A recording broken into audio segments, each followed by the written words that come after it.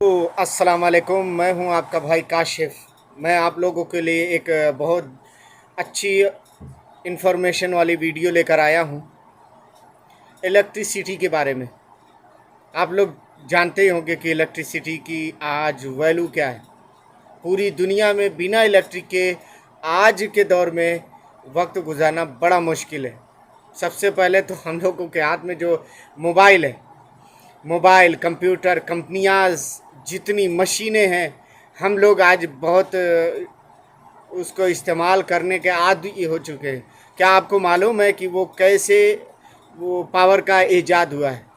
सबसे पहले आपको ये बता दूं कि इलेक्ट्रिसिटी का ईजाद कोई किया नहीं है। इलेक्ट्रिसिटी मौजूद थी, बस उसको पहचाना कई साइंसदानों ने। वक्त वक्त के साथ में अलग अलग तरीके से ईजाद किया गया, मतलब ढूंढा गया कि कहाँ कहाँ पे इलेक्ट्रिसिटी पाई जाती है। इसी जानकारी को मैं आपको लेकर के आपके सामने लेकर के आया हूँ। आप लोग आगे देखते हैं, बाद में बात करते हैं। का जवाब दो लफ्जों में देना मुश्किल होगा, क्योंकि इस बिजली के लिए अलग अलग समय पर बहुत सारे वैज्ञानिक प्रयोग किए गए थे, जिसके अंदर इलेक्ट्रिक फिश, इलेक्ट्रिक स्पार्क जैसी थियरी शामिल हैं, जिसके बदले में आज हम इस खूबसूरत खोज का फायदा उठा पा रहे हैं। दोस्तों बने रहिएगा आखिर तक इस वीडियो में हमारे साथ बिजली की खोज का पूरा इतिहास जानने के लिए। दोस्तों पहली बात, बिजली ऊर्जा का एक रूप है, इसीलिए इसे आविष्कार नहीं एक खोज माना जाता है। वैसे तो बिजली की शुरुआत 18वीं सदी या 19वीं सदी में हुई थी, हालांकि इसका ताल्लुक कई साल पुराना है। दोस्तों 1990 में पुरातात्विक खोजकर्ताओं को कुछ ऐसे सबूत मिले जिसे जानने के बाद आप हैरान हो जाएंगे। इस खोज के अंदर प्राचीन बगदाद और रोमन जमाने की प्राचीन बैटरीज निकल कर सामने आई थी, जिससे उन्होंने ये माना कि रोम और बगदाद में बैटरी का उपयोग प्राचीन काल से हो रहा था, क्योंकि खोजकर्ताओं को बगदाद में खुदाई के समय एक ठोस पॉट्स मिला जिसमें कॉपर शीट्स लगी हुई थी, जो कि 6 इंच लंबा मिट्टी से बना हुआ था और इसको बिटुमेन से सील किया गया था तथा इसमें लोहे की छड़ लगी थी, जिसके चारों ओर एक तांबे का सिलेंडर था। इसी तरह के कई नमूने बाद में रोम से भी मिले थे। वैज्ञानिकों द्वारा यह अनुमान लगाया जाता है कि इस तरह के पॉट्स का उपयोग ईसा से 3000 वर्ष पूर्व रोम और बगदाद में धातु को इलेक्ट्रोप्लेट करने या आग लगाने वाले हथियार के रूप में प्रयोग किया जाता रहा होगा। पर जो भी हो, कई वैज्ञानिक दुनिया में विद्युत का सबसे पहला उपयोग यहीं से मानते हैं। दोस्तों आज के युग में इलेक्ट्रिसिटी का ख्याल मानव के मन में शायद आकाशीय बिजली को देखने के बाद आया हो, पर मानव को इलेक्ट्रिक शॉक के बारे में सदियों पहले से पता था। आपको बता दें कि मिस्र वासियों को 2700 साल पहले से ही इलेक्ट्रिक फिश के बारे में ज्ञात था, जिसके सबूत मिस्र में कई आर्कियोलॉजिस्ट खोजों के दौरान मिल जाते हैं। दोस्तों फिर कुछ और साल बाद की बात करें तो ईसा से 600 साल पहले ग्रीस के रहने वाले थेल्स नाम के वैज्ञानिक और गणितज्ञ ने स्टैटिक चार्ज की खोज की थी। दोस्तों उनकी इस खोज का किस्सा भी दिलचस्प है। दरअसल थेल्स एक दिन अपनी बीवी के गहनों को पॉलिश करवाने जौहरी के पास पहुंचे। उनकी बीवी के गहने एम्बर पत्थर के बने हुए थे और फिर जब जौहरी उनके बीवी के गहनों की पॉलिश करके नीचे रखता है तो ये पत्थर नीचे पड़े कुछ घास के टुकड़ों को अपनी ओर खींच लेता है, जिसे देखकर थेल्स दंग रह जाते हैं और उनके दिमाग में ये ख्याल आने लगा कि ये एक बेजान चीज दूसरी चीज को कैसे खींच सकती है। जिसके बाद उन्होंने एम्बर पत्थर पर अलग अलग तरह के परीक्षण करना शुरू कर दिए। कभी वे पत्थर को हाथों से रगड़ते तो कभी कपड़ों से, जिसके बाद वो इस नतीजे पर पहुंचे कि इन पत्थरों में कोई शक्ति तो है जो तिनकों और छोटी वस्तुओं को अपनी ओर आकर्षित करती है। दोस्तों आगे चलकर वैज्ञानिकों द्वारा इसी शक्ति को स्टैटिक चार्ज का नाम दिया गया। इन सब बातों से ये तो साफ है कि हमारे घरों तक विद्युत धारा पहुंचने से पहले हमको स्टैटिक चार्ज के बारे में मालूमात थी। दोस्तों स्टैटिक चार्ज का अर्थ फिक्स्ड चार्ज होता है, जो एक जगह से दूसरी जगह गति या मूव नहीं कर सकता है।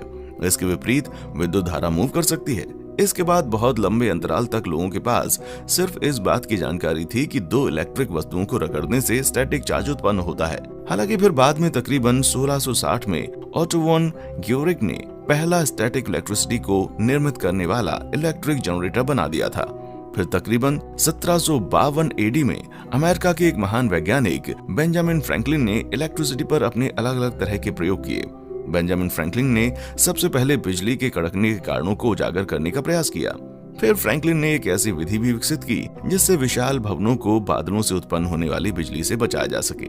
दोस्तों 1752 एडी में बेंजामिन फ्रैंकलिन ने एक ऐसा प्रयोग किया था। दरअसल उस दिन शहर में बारिश हो रही थी और आसमान में बिजली कड़कने का अद्भुत संयोग था। ऐसे में उन्होंने रेशम के रुमाल और लकड़ी की पट्टियों से बने एक क्रॉस का प्रयोग करके एक पतंग तैयार की। पतंग के एक सिरे पर लकड़ी की खड़ी पट्टी के बाहर तक निकला एक लोहे का तार बांध दिया। इस पतंग को उड़ाने के लिए प्रयोग में लाए गए धागे के एक सिरे पर सिल्क का रिबन बांध दिया और धागे व सिल्क रिबन के बीच लोहे की एक चाबी लगा दी गई।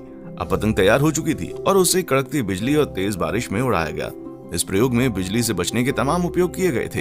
हालांकि इसमें जान का भी खतरा था। आसमानी बिजली इंसान को जलाकर राख भी कर सकती थी, लेकिन सभी खतरों को दरकिनार करते हुए उन्होंने 1752 ईस्वी में अपने पतंग और चाबी के प्रयोग को किया। हालांकि पतंग को उड़ाते हुए उसकी डोरी में चाबी के लटकाने से उनको एक हल्का सा झटका लगा, पर कोई नुकसान नहीं हुआ। इस प्रयोग के निष्कर्षों का जिक्र करते हुए उन्होंने कहा कि बिजली चमकना वास्तव में एक प्राकृतिक विद्युतीय डिस्चार्ज प्रक्रिया है और तभी ये क्लियर हो गया कि बादलों में भी बिजली होती है। इसलिए अमेरिका माइकल फैराडे को नहीं बल्कि बेंजामिन फ्रैंकलिन को इलेक्ट्रिसिटी का फाउंडर कहता है, क्योंकि असल में मूवेबल इलेक्ट्रिसिटी का ख्याल मानव के मन में आकाशीय बिजली देखने के बाद ही आया था। फिर तकरीबन 1800 ईडी में इटली के भौतिक शास्त्री अलेसैंड्रो वोल्टा को विद्युत बैटरी का आविष्कारक और मीथेन की खोज के रूप में श्रेय दिया गया। आपको बता दें कि अपनी प्रारंभिक शिक्षा पूरी करने के बाद वोल्टा 1774 में कोमो के रॉयल स्कूल में फिजिक्स के प्रोफेसर बने और 1 साल बाद उन्होंने इलेक्ट्रोफोरस की लोकप्रियता में सुधार किया। आपको बता दें इलेक्ट्रोफोरस एक ऐसा उपकरण है जो कि स्टैटिक इलेक्ट्रिसिटी का उत्पादन करता है।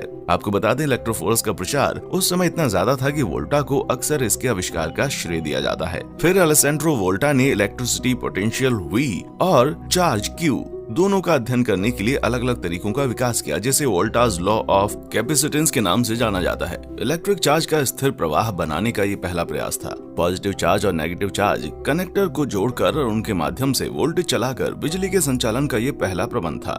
इन्हीं चीजों का प्रयोग करके उन्होंने वोल्टेज पाइल बनाकर दुनिया की पहली बैटरी का आविष्कार किया, जो कि बाद में और सुधार करके हमारी रेडियो और घड़ियों में प्रयोग की जाने लगी। अपने आविष्कारों से वोल्टा ने साबित कर दिया कि बिजली रासायनिक रूप से उत्पन्न की जा सकती है।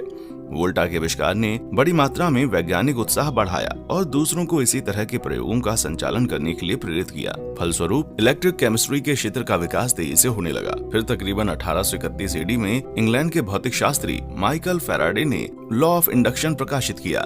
दरअसल माइकल फैराडे ने इलेक्ट्रिक डायनेमो का आविष्कार किया, जिससे बिजली बनाने की समस्या दूर हो गई। आपको बता दें माइकल फैराडे के इलेक्ट्रिक डायनेमो में एक मैग्नेट थी जो कि कॉपर वायर की कॉइल में घूमती थी, जिससे थोड़ी मात्रा में ही सही लेकिन इलेक्ट्रिक करंट बनता था। इसीलिए उन्होंने इसी को आधार बनाकर व्यवहारिक तरीके से विद्युत प्रवाह उत्पन्न करने के लिए एक प्राथमिक विद्युत जनरेटर का आविष्कार किया था। आपको बता दें इंग्लैंड फैराडे को ही इलेक्ट्रिसिटी का फाउंडर कहता है। फिर फैराडे के इस जनरेटर के आविष्कार के बाद लगातार बिजली पैदा करने का नया तरीका खोजा जाने लगा। इस प्रयोग को इस्तेमाल करते हुए मतलब इसी ऊर्जा का इस्तेमाल करते हुए 1878 में अमेरिका के वैज्ञानिक थॉमस एडिसन और ब्रिटिश के वैज्ञानिक जोसेफ स्वान फिलामेंट लाइट बल्ब का आविष्कार अपने अपने देशों में करने में सफल हुए।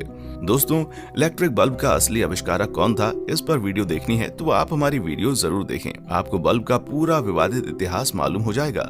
लिंक डिस्क्रिप्शन में आपको मिल जाएगी। दोस्तों, बिजली के आविष्कार की बात हो तो दुनिया के महान वैज्ञानिकों में शुमार निकोला टेस्ला का नाम ना हो, ऐसा हो ही नहीं सकता। आपको बता दें 1900 के दशक में निकोला टेस्ला ने एसी मोटर्स और अल्टरनेटिंग करंट का आविष्कार किया था। आपको बता दें इससे पहले जो डायरेक्ट करंट था उसको दूर के जगहों पर भेजना मुश्किल था, लेकिन टेस्ला ने जो अल्टरनेटिंग करंट बनाया था उसे दूर जगहों पर भेजना बहुत आसान हो गया था। टेस्ला के इस एसी करंट की तकनीक को इंडस्ट्रियलिस्ट वेस्टिंग हाउस ने खरीद लिया और अपने ही नाम पर वेस्टिंग हाउस कंपनी को शुरू कर दिया और अमेरिकन सोसाइटी को समझाया कि भविष्य में डीसी करंट के बदले में सिर्फ एसी करंट का इस्तेमाल करना बहुत फायदेमंद होगा। और आप आज देख सकते हैं कि एसी करंट का उपयोग दुनिया में किस कदर हो। उम्मीद करता हूँ कि ये आप लोग को जानकारी बहुत अच्छी लगी होगी।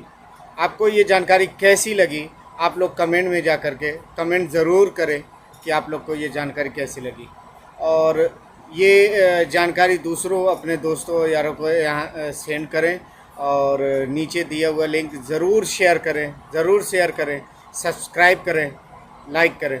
ओके, जय हिंद।